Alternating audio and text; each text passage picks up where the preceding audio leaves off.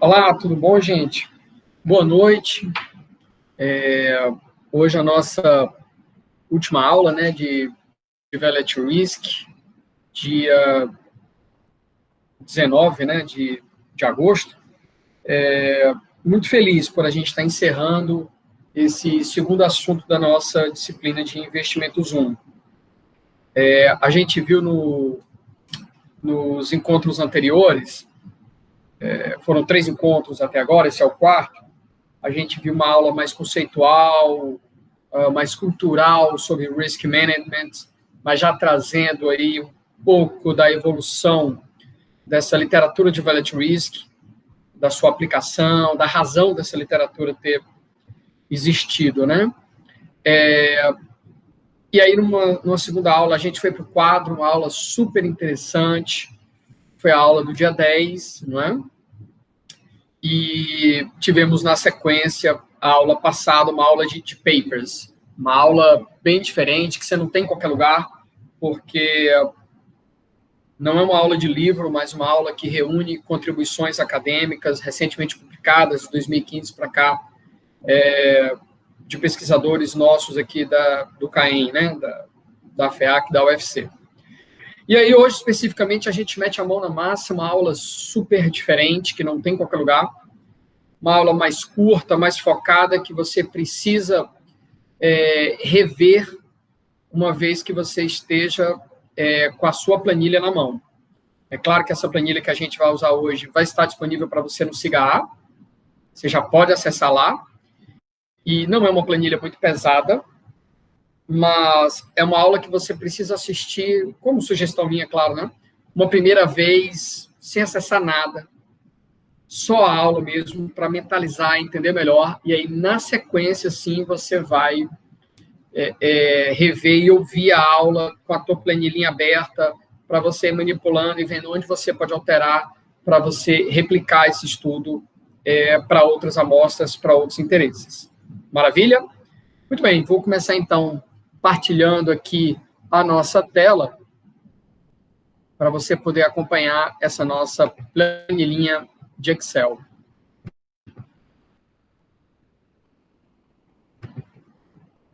Joia, joia.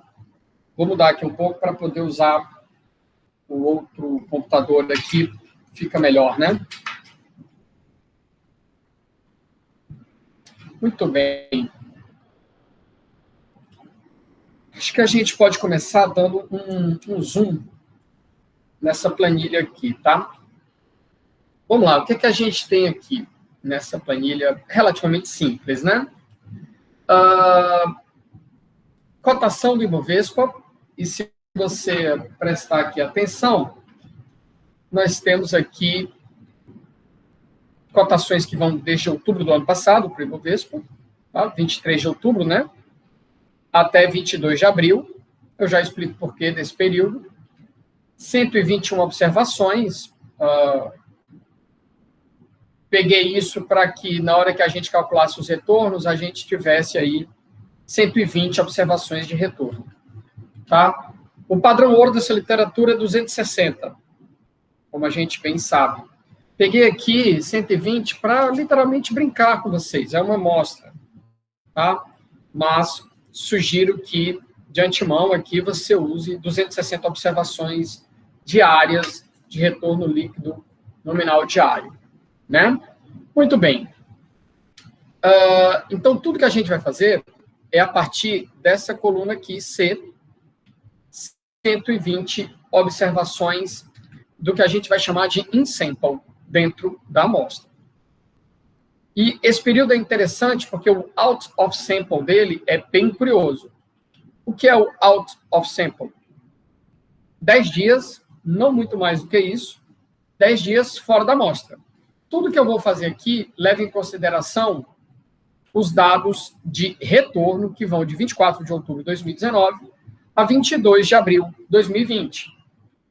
O primeiro dia fora da amostra, que é dia 23 de abril, já contém informação nova, que eu não vou levar em consideração em nenhum momento na minha distribuição paramétrica a ser obtida pelo EasyFit, nem na estimação dos momentos condicionais de métricas via o padrão, via e views. Por isso que a gente chama out of sample. Então, a gente tanto vai testar a nossa técnica dentro da amostra, como fora da amostra. Tá? Dentro da amostra, porque eu vou ver se o meu value risk é bom para prever o que pior pode acontecer e não é violado muitas vezes esse cenário negativo. E eu vou fazer isso a partir de uma distribuição e de momentos, média e desvio padrão que andam, né? Obtendo informação de 24 de outubro de 2019 a 22 de outubro de 2020 e testo isso dentro da própria amostra, o que é um teste mais fácil, e vou também fazer o teste fora da amostra, como eu já falei. Então, a nossa ferramenta, o nosso insumo, o nosso dado raiz é essa série aqui com 120 retornos. Muito bem, a primeira coisa aqui é botar esses números aqui com mais casas decimais, tá? Vou botar aqui com 5 casas decimais, não mais em formato de percentual. Vou dar um Ctrl+C e vou aqui para o meu EasyFit, tá? Trazer o EasyFit para cá, para o nosso monitor. O EasyFit tem um layout até parecido com o do Excel. Tá vendo? Ctrl+C, Ctrl+V. Tá? Paulo, mas o porquê de trazer nesse formato do número normal sem ser o percentual? Acho que numa versão anterior do EasyFit eu cheguei a ter problemas com isso. Então, eu importo o número nesse formato e, salvo o melhor juízo, a quantidade de casas decimais também pode fazer a diferença. Tá? O EasyFit é um software matemático / estatístico, no qual eu particularmente confio muito, já tenho algumas publicações usando o EasyFit, citando que o estou usando. Ele vem numa versão free trial, por 30 dias, que você instala no teu computador e você pode usá-lo, né, gratuitamente aí por esses 30 dias. E aí, a partir daí, ou você adquire o software, ou você, enfim, pode tentar uma nova versão free trial em outra máquina, mas na mesma eu acho que fica inabilitado. Tá? Então, se você colocar no Google, nesse site aqui do MathWave, você vai ter acesso aí ao EasyFit. Muito bem.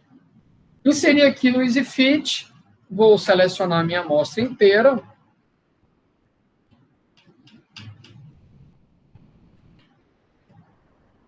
Alguns recursos que aparentemente a gente tem no Excel aqui não tem, mas enfim. Selecionei a amostra inteira, aperto nesse botãozinho do raio aqui, Fit Distributions. Ok. E ele vai perguntar aqui, no universo, que deve ter aqui 40, 50, 60 distribuições, ele vai me responder a questão do fitting, né? Muito bem. A primeira distribuição que ele vai dar aqui é a que deu o melhor fitting. Nesse caso, foi uma Cauchy. Tá vendo aqui, ó? Uma Cauchy, e ele já plota para você aqui um histograma bonitinho e te diz o que é o melhor, tá? Em termos de distribuição. Aí eu venho aqui, ó, para o Summary. No Summary, eu vou ter aqui todos os parâmetros estimados para cada uma dessas dessas distribuições. Tá certo? E aqui eu tenho o Goodness of Fit, que mostra o ranking, tá bom? Dessas distribuições. Vamos aqui a algumas curiosidades. Primeira coisa é que tem 3 métricas que podem dizer qual é o melhor ranking para a gente. Com base na métrica de Kolmogorov, Smirnov, Anderson, Darling e Ki quadrada. Tá? A Cauchy foi a melhor em todas 3. Tá? Na sequência, eu tenho a log logística, que tem 3 parâmetros, né, dependendo do ranking. A normal, se a gente prestar atenção, ela foi a 14ª, 12ª ou 14ª, dependendo da métrica. Não parece um bom resultado. O próprio Jark Bera, que você pode fazer no eViews, rejeitaria a hipótese nula de normalidade. A distribuição Laplace é a quarta melhor, de acordo com Anderson Darling, e a gente vai ficar com ela. A Cauchy, no passado, já apresentou alguns problemas conosco. A segunda melhor, de acordo com Anderson Darling, é a Dagun, tem 4 parâmetros. Isso vai me trazer um problema na hora que eu quiser fazer média e desvio padrão andarem. A terceira melhor nesse ranking, Anderson Darling, é a Log Logistic, 3 parâmetros, me dá problema. A Laplace não me dá problema. Então, eu venho aqui para Laplace. Muito bem. Vou me agarrar com a Laplace, tá? E poderia aqui nesse summary, né? Já ter acesso, tá? Cadê a Laplace? Tá aqui, aos 2 parâmetros dela, tá? E olhando aqui para a Laplace,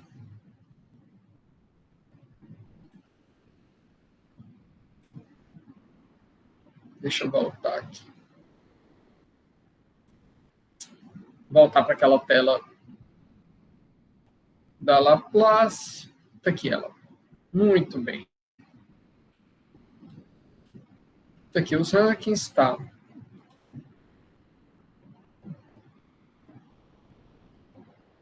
Aqui você tem o gráfico da PDF, você poderia ter o gráfico da CDF, né? Você poderia ter o gráfico... eu acho que ele não dá o gráfico da quantílica, né? Mas dá tanto a PDF como a CDF.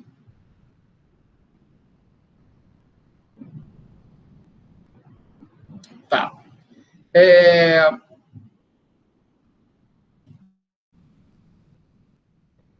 Pronto, eu estava querendo isso aqui, ó. Muito bem. Esse Stat Assist aqui. Primeira coisa, os 2 parâmetros aqui, tá? O lambda com 39,584 é um output que eu vou querer. O mi, que é a própria média. Legal. Aqui em Calculations, o que tem de interessante é o seguinte. A inverse da CDF, ou seja, a quantílica. Tá? Eu posso querer aqui, ó, olha, qual é o retorno crítico tal que 5% está à esquerda, né? E 95% está à direita. É esse número aqui, ó, menos 5,991%. E se eu quisesse a 1%, né, ou a 99%, seria 10,057. E eu posso ter isso para qualquer uma das distribuições, tá? Mas eu vou me agarrar com a Laplace, vou ver se isso aqui bate com o resultado da minha fórmula da Laplace, porque eu tenho a fórmula da Laplace, e aí a gente já pode retornar para o Excel, primeiro para conferir esses 2 resultados da quantílica, tá? Como para jogar o valor desse parâmetro aqui que a gente vai precisar. Muito bem. Da Laplace, do EasyFit, desculpa, era isso que eu precisava, já podemos vir aqui para o Excel. No caso da Laplace, ó, lembra, ó, a média, o mi, que eu nem precisava do EasyFit para isso, porque eu já sei que é a própria média amostral, e esse número aqui, 39,584, que eu usei, tá? Quando eu uso a fórmula do Laplace, que está lá num dos papers da gente, nesse que saiu agora em 2020, Global Business Review, tem essa fórmula lá, substituindo, ó, eu acho justamente o valor crítico a 95% e a 99%, batendo com o que o EasyFit tinha me dado, e isso, claro, é um ótimo sinal, tá? Vou aumentar um pouquinho o zoom aqui, e aí vamos brincar primeiro com a gaussiana. Olha, a gaussiana precisa só da média e do desvio. São os parâmetros de uma distribuição normal, e para isso eu nem precisava recorrer ao EasyFit. Eu só preciso do EasyFit para trabalhar... Desculpa, o telefone tocando no meio da aula, né? Muito bem.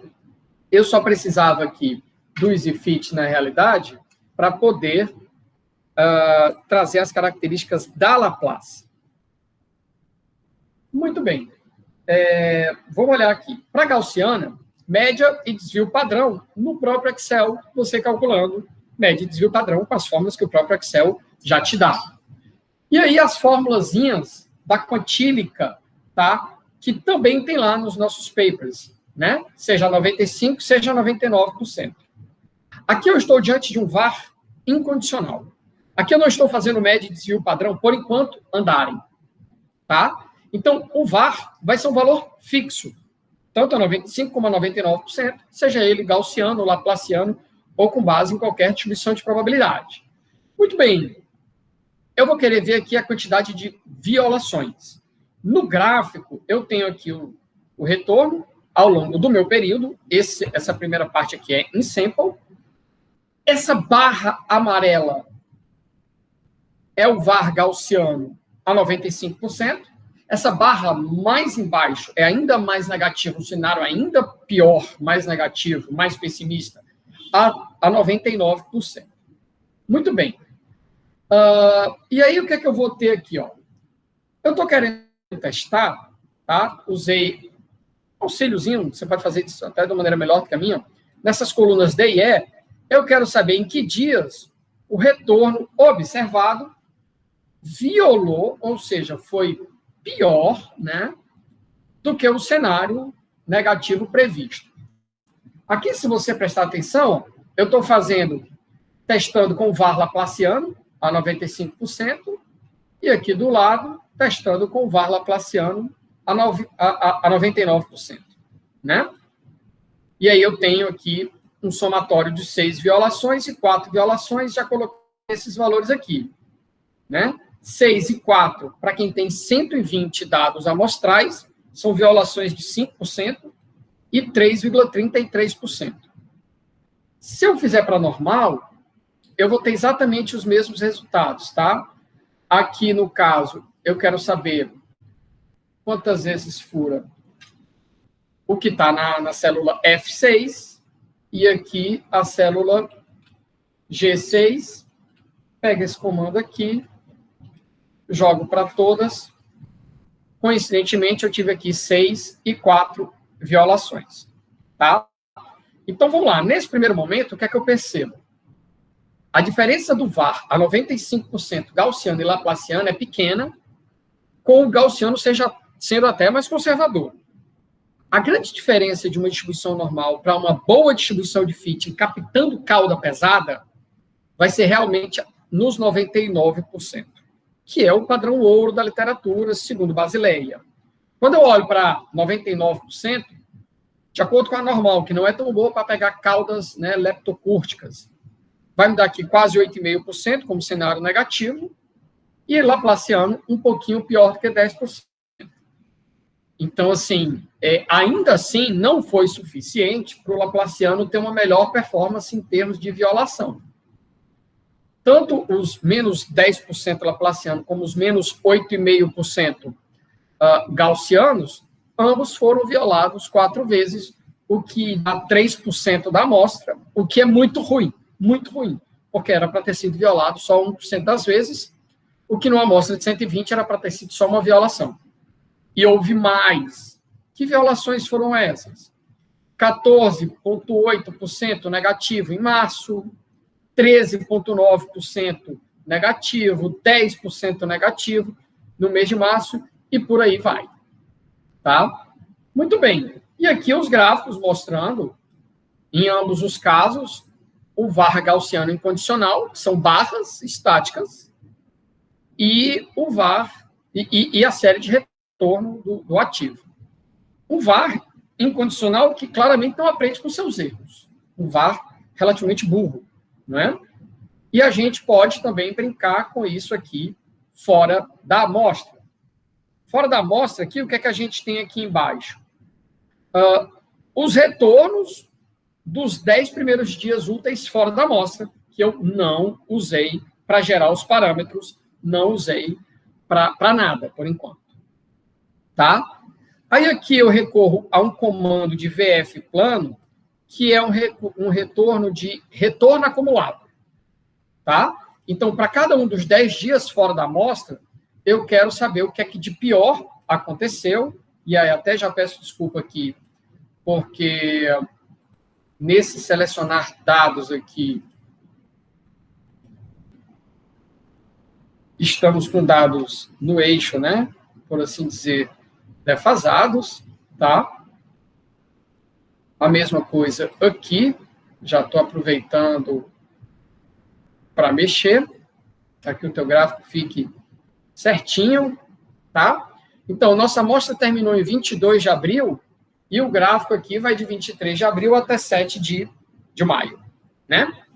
O gráfico azul sempre o retorno acumulado, né? Nota que ele chegou a estar aí perto de menos 6% acumulado. Foi um período bem conturbado, né? Com perdas muito fortes no começo, alguns ganhos zerando, depois mais perdas, tá? Muito bem. Um período bem ruim, bem complicado, né? Joia.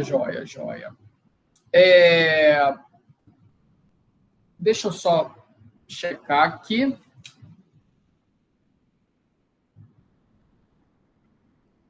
Rapaz. Uma sequência de perdas significativas, né? Um período muito turbulento. Muito bem. O gráfico amarelo aqui está associado ao VAR 95% e o vermelho VAR a 99%. Óbvio que quando é 99% é sempre um cenário mais catastrófico, pior do que o de 95%. E aqui nota que, apesar de estarmos diante de um VAR incondicional, você já não está vendo mais uma barra estática, né?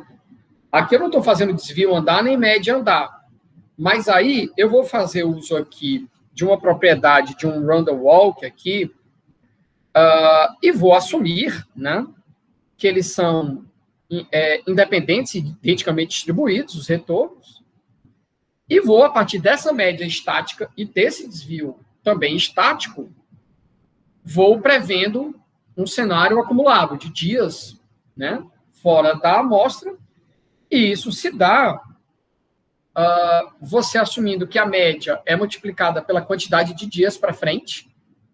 Então, o que é que eu faço aqui? Se você olhar para cá, ó, simplesmente eu estou pegando a média e multiplicando pelo ΔT, quantidade de dias para frente, e o desvio padrão, que ele também vai sendo incorporado, mas não multiplicado por ΔT, multiplicado por raiz de ΔT. Esse também já foi um conteúdo visto, está lá nos papers. É uma forma bastante consensual, é uma premissa que a gente está assumindo, né? Que é ID, mas sendo isso verdade, o livro do Horion, de Velatilist, que é uma das principais fontes nesse assunto, nos mostra que é uma hipótese razoável, e aí eu posso multiplicar a média pela quantidade de dias para frente e o desvio padrão pela raiz dessa mesma quantidade de dias, tá? E aí eu jogo isso na fórmula original.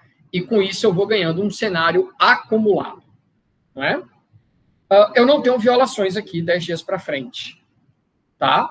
Nem no modelo gaussiano e nem no modelo laplaciano. Eles geram até resultados, cenários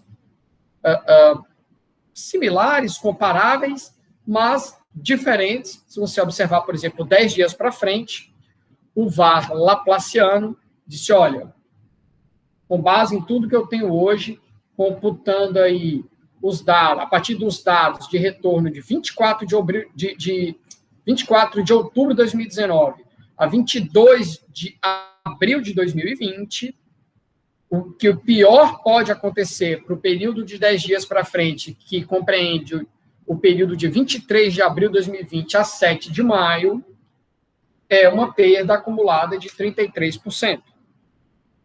E, enquanto isso, o VAR, de 99% gaussiano, diz que o que pior poderia acontecer seria uma perda acumulada de 28%. Né? E os cenários são menos pessimistas, menos negativos, claro, se for um VAR de 95%. Então, assim, o que preocupa para a gente é porque, se por um lado, out of sample, eu não tive muitos problemas, em sample, o VAR de 99%, seja o gaussiano, seja o laplaciano, foi muito ruim. Só poderia ter uma violação, em cada um deles eu tive a mesma quantidade de violações, 4 violações. É um modelo que não aprende com os erros, porque algumas dessas violações aconteceram ao longo do mês de março todas muito próximas umas das outras. E o modelo não está perdendo, né? Vamos fazer o modelo ficar mais inteligente, vamos fazer o modelo aprender, e aí eu recorro ao VAR condicional. Muito bem, eis o que temos aqui. As mesmas fórmulas, a mesma planilha da aba anterior. A diferença agora é que onde eu tinha antes mi, eu vou colocar mi-t, uma média que foi estimada. E para isso eu usei o eViews.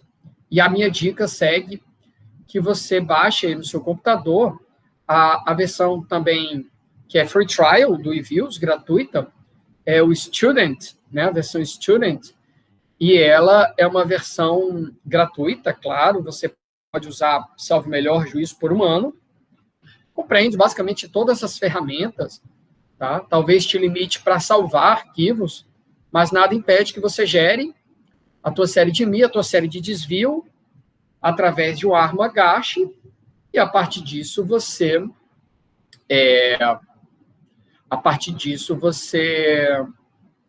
simplesmente extraia essas séries temporais de Mi e de Sigma, tá?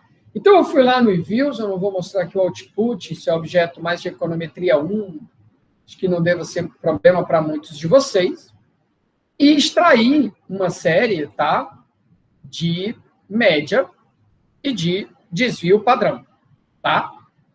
Então, em vez de ser uma média estática, dada por 0,17 negativo nesse período, ou um desvio padrão também estático de 3,57, aliás, muito alto, o Ibovespa normalmente tem um desvio aí, padrão para amostras de 1 ano, períodos normais, perto de 1%, um pouco acima talvez, mas 3 é muito atípico, realmente foi um semestre aí que pegou a pandemia, né? Um período de queda acumulada na Bolsa.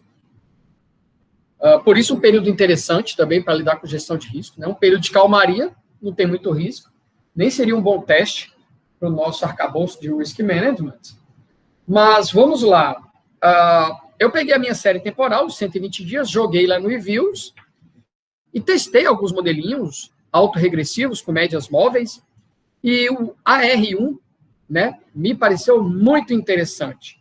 Quando eu estimo o AR1 no eViews, eu salvo a série de resíduos, tá? E a partir dela, consigo aí ter subtraindo, né, a média de resíduos da média de... o valor dos resíduos, desculpa, da própria média, da própria série, eu consigo ter aí o valor que foi, portanto, obtido, tá? Então, assim, eu acho até que o eViews te permite pegar a série fitada, né, a série modelada, né, para o retorno. Mas não recordo agora, mas eu sei que a série de resíduo fica disponível para você. Então, se você pegar a sua série original menos a série de resíduo, tá tranquilo, tá? E agora eu só não lembro se aqui foi um R1 ou um ARMA 1.1. Mas aí você testa lá, vê qual deles deu melhor fitting pelo critério de informação. Você pode, claro, obter essa média a partir de um ARMA 2.2, enfim, do modelo que você julgar mais apropriado, tá? E aí a questão do desvio padrão, né? Lá no modelo Garch, você pode escolher qual a especificação que você quer, tá? Eu normalmente testo até um Garch 2.2, não precisa mais do que isso. A literatura sugere uma certa parcimônia. E aqui um Garch 1.1 já nos gerou um bom fitting de acordo com o critério de informação. É possível o eViews te salvar aquela série de Make Garch Variance Series, né? Você salva a série da variância, tá? Traz ela para o Excel aqui, tira a raiz dela, naturalmente você vai ter aqui a tua série de desvio padrão, que é muito mais interessante do que a da média. Eu explico por quê. Para que um desvio padrão constante de 3% o tempo inteiro, né? Como está aqui, ó. Para que isso? Por que a gente não tem um desvio mais calmo em períodos mais calmos? E lá em março, quando o bicho estiver pegando, a gente informa para ele, olha, o bicho está pegando, eu gostaria que você considerasse aí um desvio maior, né? E aí, pronto, aqui no período de março, em que o bicho está pegando, ele sugere desvio time varying, desvio que oscila um desvio bem forte, né? Superior a 14%. Então, assim, na calmaria, um desvio calmo, na pressão, um desvio maior. Simples assim. E aí, o que é que a gente vai fazer?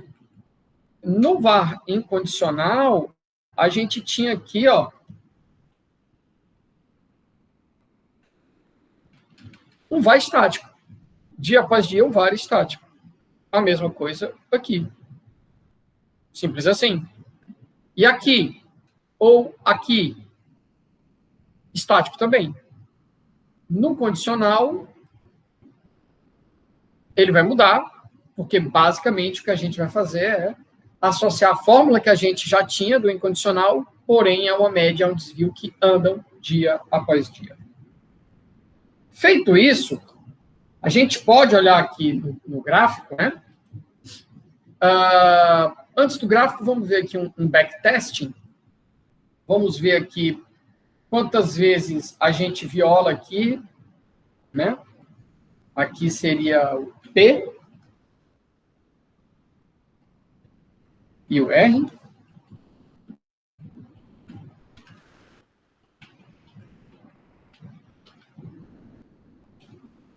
P e R, vamos ver.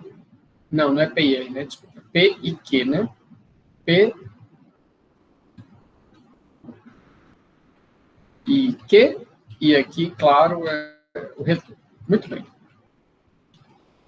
Vamos ver quantas vezes a gente tem violação em relação ao VAR gaussiano agora condicional, ou seja, time varying. 10 violações no modelo de 95% e 4 violações no modelo de 99%. Antes, a gente tinha 6 e 4. Ou seja, quando eu coloquei o Velvet Whisky para andar, ele piorou, tá? A questão das violações a 5%, a 95%, e manteve um resultado que já era ruim, a 99%.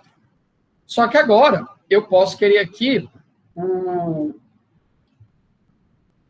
violando o laplaciano, né? Que é, vamos ver, o R e o S. Muito bem. Aqui vamos ver quantas vezes viola e quantas vezes viola. Muito bem. O que é que a gente tem aqui? 10 violações a 5%, ou seja, não adiantou muito ter mudado a distribuição, nem colocado os desvios e média para Antares, porque o modelo não aprendeu muito com os próprios erros a 95%. A 99%, a gente saiu de um cenário de 4 violações, que era superior a 3%, para um cenário de 2 violações, ainda superior a 1% de backtesting. Todas as 4 versões de Velvet Whisky estariam, portanto, aqui rejeitadas, tá certo? E aí houve um ganho, mas um período muito atípico, muito turbulento. Acho que na história da Bolsa não houve um período com tantos dias sucessivos a Bolsa, né, fechando, né, um stop lá, às vezes mais de uma vez por dia, né? E aí, pelo menos, na hora que a gente coloca o modelo com best fitting, 99% e desvios e média que andam, os resultados melhoram, né? Claramente, os resultados melhoram, não é? Bem, e os gráficos sugerem isso. Se não há uma melhoria no backtest em termos de violações, há uma melhoria, pelo menos, graficamente, visualmente, no que se refere à envoltória inferior, tá? você vê que, em vez de ser uma coisa estática, que era furada sucessivas vezes e não aprendia, aqui agora você tem uma envoltória inferior, seja com 95% esse gráfico mais claro, seja com 99% esse mais escuro, um gráfico que mostra um comportamento visualmente mais desejável, né?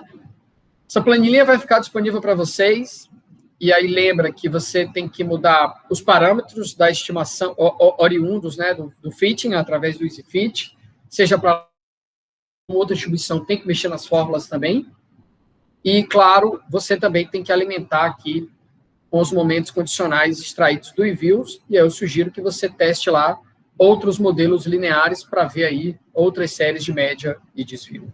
Tá joia? Gente, muito obrigado. Essa é uma aula um pouco mais curta, mais objetiva, que é para fazer você vê-la 2 vezes, seja com a primeira vez apenas visual e a segunda vez você com a tua planilha, tá bom? E vou aqui me despedindo, então, de vocês, agradecendo, desejando saúde a todos, que Deus nos abençoe. E na próxima aula, a gente já vai mostrar aí como é que foi o resultado de vocês na nossa dinâmica, né? Vamos ver aí quem ganhou os bônus points. E aí, na sequência, a gente vai para as últimas aulas do nosso curso, em que vocês vão apresentar aí as listas de exercício e trabalhos. Maravilha? Gente, até mais. Até a próxima aula. Tchau, tchau.